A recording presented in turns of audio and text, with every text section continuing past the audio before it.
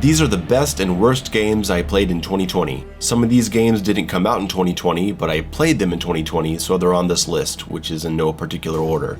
Best games. Number 1, FTL. I love Into the Breach, which is made by the same studio, Subset Games. But FTL just passed me by when it came out. Someone was kind enough to send it to me last summer, and I loved it. It has a lot of similar features to Into the Breach, but they're definitely very different games. FTL has you manning a spacecraft and traveling through dangerous sectors in space, finding yourself in battle, bartering with friendly ships, meeting new people to join your crew. It's all about investing energy points into different aspects of your ship to try to find success. You can invest in shields, weapons, engines, and station crew members in specific areas to do repairs or give bonus stats. It's not turn-based like Into the Breach. Everything is on a cooldown, so the trick is to use abilities in a kind of synergy so you're never just sitting there waiting for everything to finish recharging. Or at least I think that's the strategy. I haven't beaten it. I'm not into it enough to go that far, but it's an awesome game. I don't think you have to finish every game just to know if you generally like it or not. The game is infinitely replayable, addictive, and so unique. Give it a shot if you've never played it.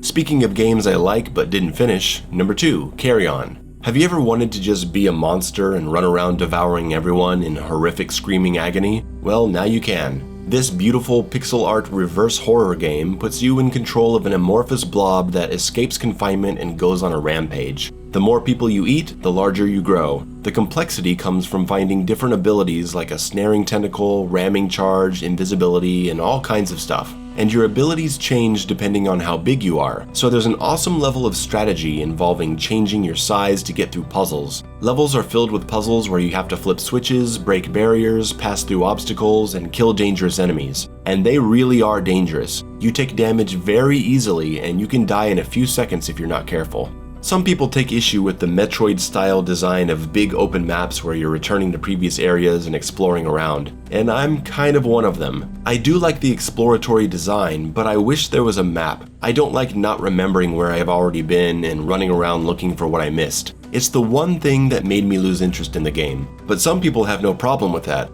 It's a fun game even if you just want to play it for a few hours. Number 3, Devil May Cry 5. The most recommended game for me to play last year, and I'm glad I did. The combat system is simply incredible. The amount of depth to the combos and special moves, it's truly something special. Some people are under the impression that I didn't like this game because of how much I ripped it for its starting difficulty. It's not true. I loved playing this game once the combat got good on the harder difficulties. I wouldn't have 80 hours in the game if I didn't think it was great. I like it so much that I got really upset with it for sabotaging itself with its starting difficulty settings and uninspired level design. I have some serious problems with this game, but the combat gets so good eventually that I'm able to have a great time with it. In my video, after all those issues, I said that I like Devil May Cry 5 and I do recommend it for fans of action games. It's just a shame that the first 15 hours suck.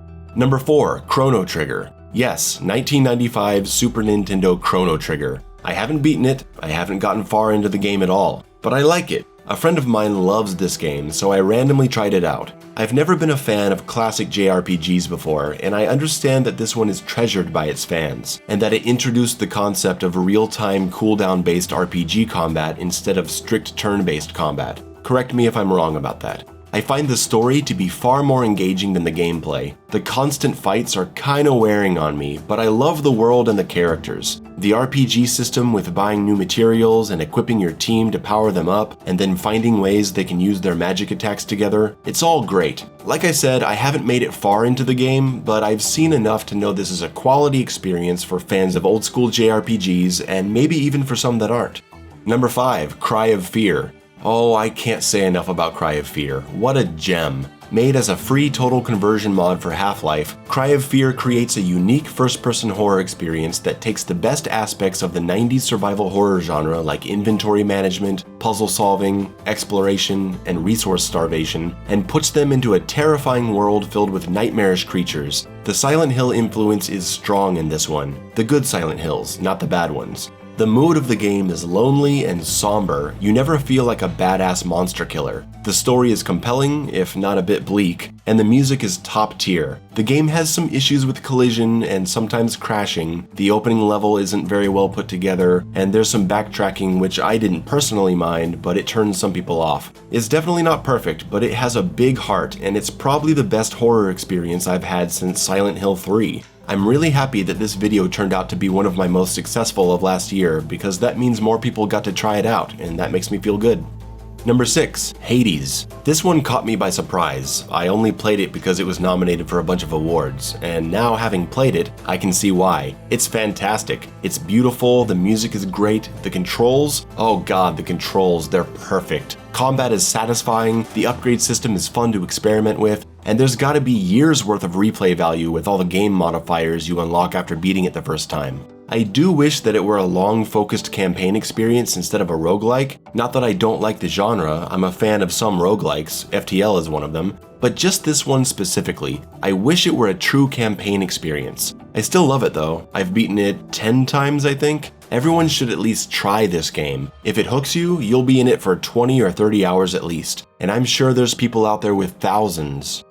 Number 7, Doom Eternal. How could this not be on my list? It has single-handedly raised the standard across the board. It's an evolution of first-person combat, doing things that have never even been seen in a shooter before. The art design and graphics are phenomenal. The music rocks. The sound design is intelligent. The lore is deep and fascinating. The levels are unique and so fun to fight in. It's criminal that this game didn't win Best Sound Design, and even worse that it didn't win Best Action Game. Hades is a great game, and I can understand people who think it's a better game overall or they just prefer it, but if we're talking straight up action, Doom Eternal wins, no contest. I've done dozens of videos on this game because I'm in love with it, and there's so much to learn from it. I haven't gone this crazy analyzing a game since Mortal Kombat 9, when I had 3 notebooks full of notes just on how to play one character. The game has changed my life, skyrocketing my channel into the mainstream, and as long as I'm inspired to keep playing it and talking about it, I will.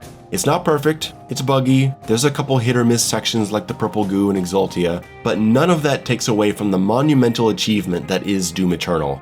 Game of the year, my personal game of the generation. Number 8, Inside. When you need a break from all that demon-killing, weapon-swapping madness, it's nice to be able to put on something like Inside. Get immersed into a dark world where you're solving platforming puzzles and walking through some truly captivating environments. It's a short game, I think I beat it in 3 hours. It's part artistic experience, part puzzle game. I can't say much about it without spoiling it. All I can say is play it.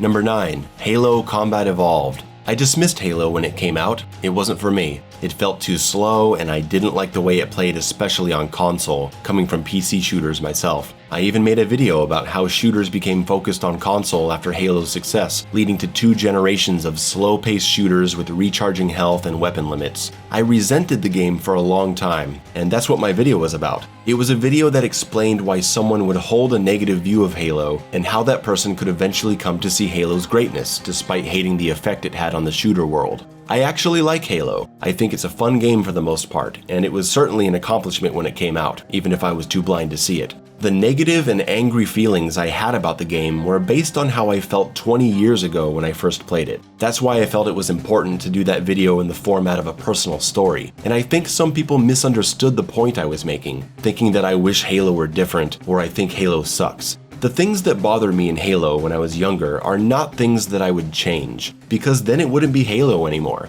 I'm glad Halo is the way it is. I just didn't want everything to have to be like that for 15 years. I got to play Halo again last summer for the first time since 2002 as I was assembling my video, and it's awesome. I enjoyed my time with it, and I'll probably play it some more. It took a long time to separate my personal feelings about Halo's legacy from the game itself, but I'm glad I did.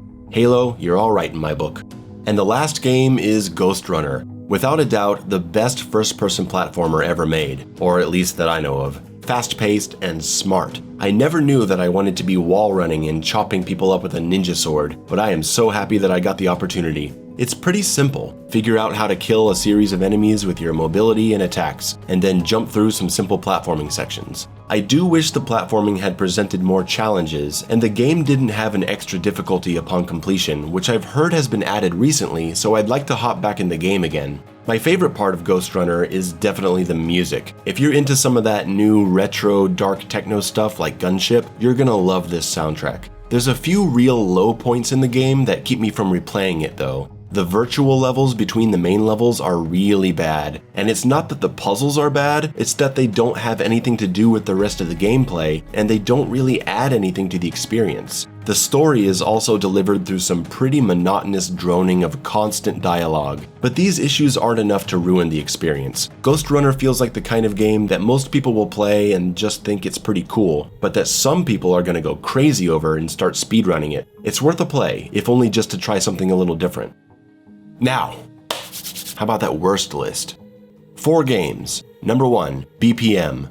I wanted to like this. The idea of a fast-paced first-person shooter where you synchronize your movement and shooting to the beat of the music is so awesome, but its execution is so poor and lazy. How does this game not have some kind of bonus streak system that rewards good rhythm? How does this game not have any color palette other than red? How is this game just filled with a bunch of bats, bugs, and crabs? How am I supposed to keep my sanity listening to the same song over and over while trying to learn the game? How do you make a rhythm game where there's not a single tempo change or rhythm change? BPM was a game that was a pleasure to uninstall, and may it never find its way back onto my PC.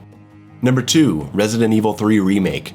Capcom takes all the goodwill they gained with Resident Evil 2 Remake and Devil May Cry 5 and throws it out the window with this embarrassing cash grab. The exploration has been gutted, Nemesis has been turned into a joke, classic characters act like assholes. I don't even want to talk about it, just watch my video. Number 3, Cyberpunk 2077. It's not just the glitch-ridden state of the game at launch, and all the lies and fraud committed by CD Projekt Red. It's how empty it all feels. A stunningly beautiful world that falls apart as soon as you see how dead it is inside. Terrible, at times non-existent AI, lifeless citizens, bad driving, nagging dialogue interactions filled with meaningless choices, terrible side quest clutter, mediocre combat, bloated looter-shooter system, broken police pursuit system, tediously implemented RPG leveling system, no shops or ways to customize your character, and it doesn't even take place in space. The biggest disaster of the year, possibly the generation. I stopped playing this mess after 20 hours, and I consider every one of those hours to be wasted time. But no game has ever been a bigger waste of time than the ultimate waste of time, the final game on my list, Alien Isolation.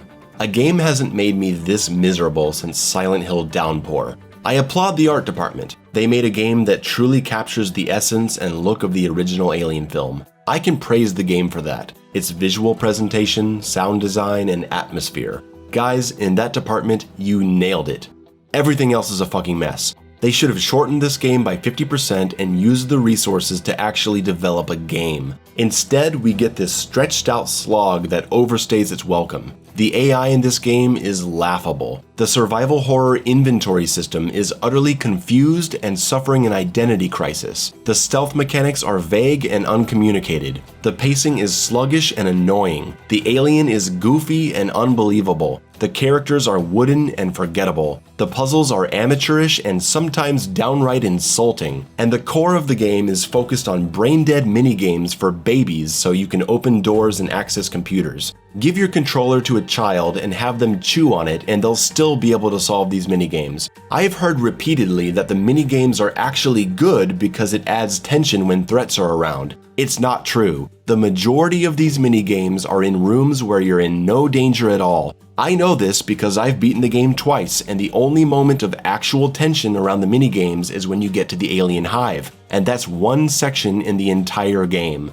So they did it right once. I struggle to call Alien Isolation a video game because I think even giving it that title overvalues it. Not only does this game insult your intelligence with its pretend gameplay, but it also insults Alien fans by turning the iconic creature into a joke that paces around as a poorly animated model that doesn't even know how to use its hands, and by presenting Amanda Ripley as a superwoman who can break herself out of an alien cocoon with no help when no one has done that ever. If you like holding up on the controller through areas where there's nothing to do, if you have some weird fetish about opening doors for hours, if you think it's okay for the final 8 minutes of a game to be completing minigames and QTE prompts, and if you think solving a CAPTCHA puzzle on the internet counts as an engaging gameplay mechanic, then I recommend Alien Isolation. For everyone else, stay far, far away from this. And there's my best and worst games I played in 2020. Thanks for watching, this was a fun video to put together. Like and subscribe, and there's plenty more on this channel to check out. Until next time.